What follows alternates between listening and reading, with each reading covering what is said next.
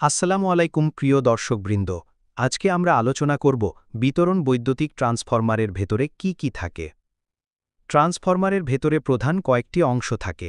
প্রথমেই থাকে কোর বা কোর। এটি লোহার পাত দিয়ে তৈরি হয় এবং চৌম্বক ফ্লাক্স বহন করে। এরপর থাকে প্রাইমারি ও সেকেন্ডারি উইন্ডিং, যেগুলো তামা বা অ্যালুমিনিয়ামের তার দিয়ে তৈরি। প্রাইমারি অংশে উচ্চ ভোল্টেজ আসে আর সেকেন্ডারি থেকে আমরা কম ভোল্টেজ পাই। উইন্ডিং ও কোর শর্ট সার্কিট থেকে রক্ষা করার জন্য থাকে ইনসুলেশন পেপার বা বোর্ড। সবচেয়ে গুরুত্বপূর্ণ হল ট্রান্সফরমার অয়েল। এটি কুলিং বা ঠান্ডা রাখে এবং ইনসুলেশনও প্রদান করে। এই সব কিছু থাকে একটি মেইন ট্যাঙ্কের ভেতরে। এবার আসি বাইরের অংশে।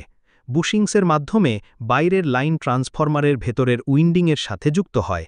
তেলের পরিমাণ ঠিক রাখতে থাকে কনসারভেটর ট্যাঙ্ক, আর এর সাথে যুক্ত থাকে ব্রিদার, যেখানে সিলিকা জেল থাকে এবং এটি বাতাসের আর্দ্রতা শোষণ করে। তেলকে ঠান্ডা রাখার জন্য থাকে কুলিং ফিন বা রেডিয়েটর টিউব। অতিরিক্ত চাপ সৃষ্টি হলে সেটি বের করার জন্য ব্যবহৃত হয় প্রেশার রিলিফ ডিভাইস। আর বজ্রপাত বা সার্জ থেকে রক্ষার জন্য থাকে আর্চিং হর্ন।